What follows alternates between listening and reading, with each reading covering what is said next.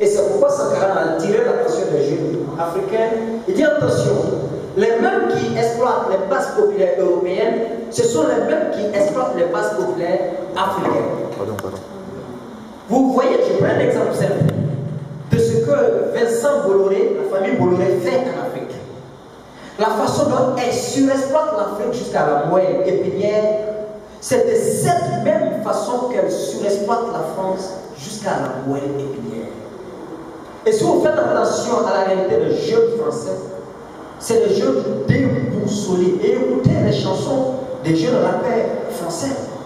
Eux vous parlent d'une France en perte de vitesse, une France confrontée à une crise identitaire, une France où le taux de chômage s'accroît de façon spectaculaire, une France où il y a un dérèglement général du tissu social.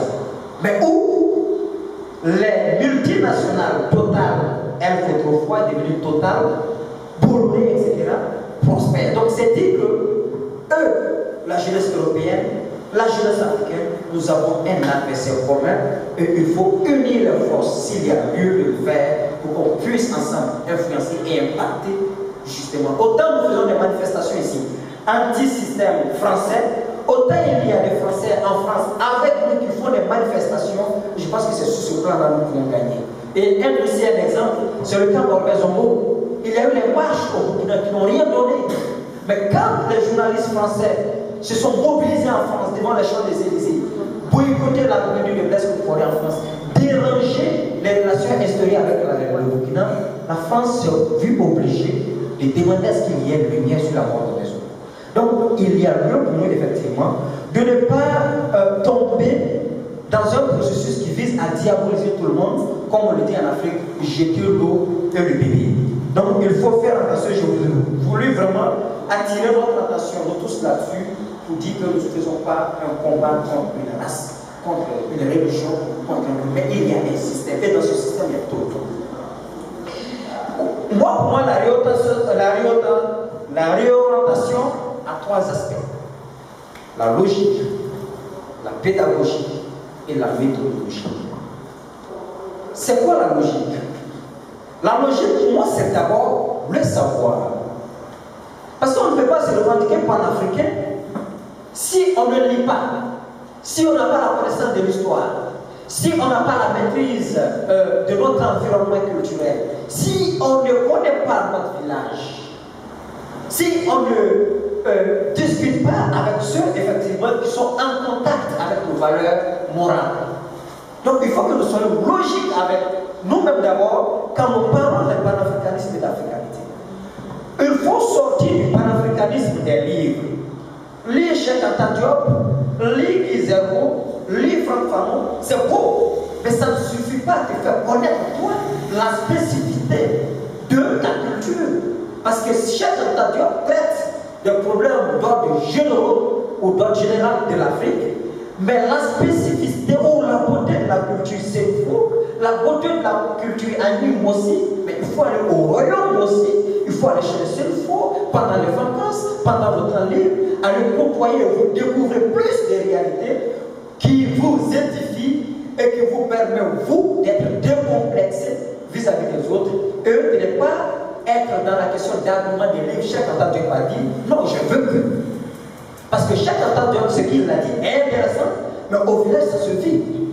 Et si une fois qu'on a pu s'imprégner de ces réalités au village, c'est de les avoir avec nous ici, à l'université, organiser des activités d'ordre culturel, le festival qui font la promotion de la culture, et des activités de tout genre où vous vous exprimez, ou on s'exprime en tant qu'Africain, sans complexe aucun. La logique également consiste à respecter les aînés qui ont commencé avant nous.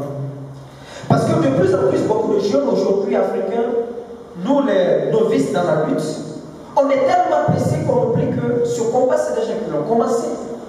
Et moi, personnellement, moi j'étais en seconde, en Côte d'Ivoire ici, et quand je suivais la RTI, on garde contact entre San Pedro, et que j'ai découvert Seydina, c'est lui qui m'a positionné parce que je le suivais et je dirais même pourquoi il me suit.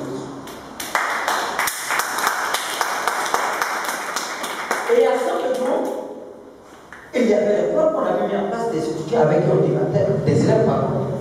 On parlait de ces idées. On est allé au Burkina, je suis rentré avec ces activités ou avec ces débats en tête. Je le suivais sur Facebook. J'ai fait la découverte d'autres personnalités, d'anciens débutés, et puis Kassoulban, le doyen Diallo, etc. Mais progressivement, il y a des gens qui arrivent et qui parlaient par des graines de fond qui seront pour faire complanter ces graines-là. Et ça, il faut que nous, en tant que jeunes Africains, nous devons être ce que l'Afrique est. Le respect des aînés, le respect des anciens qui nous ont précédés, leur consulter, tenir compte de leur vision si on veut aller loin. Parce que quand on veut aller loin en Afrique, on commence par consulter le passé.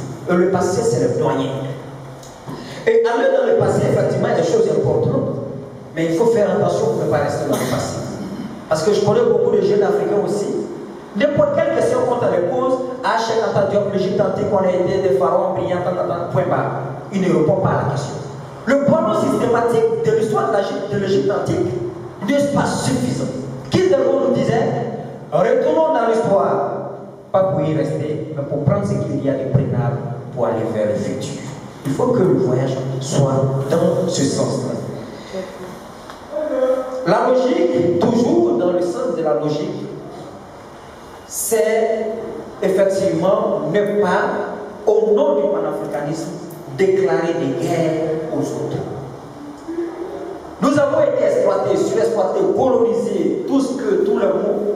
C'est vrai, c'est une réalité, c'est une histoire d'Afrique que nous avons et que nous devons enseigner sans la négocier dans nos manuels scolaires, mais en même temps, c'est de faire en sorte que notre africanité ne débouche pas à une haine des autres. Parce que souvent on le dit dans nos slogans, c'est vrai que c'est l'amour de soi, mais très souvent, nous stigmatisons les autres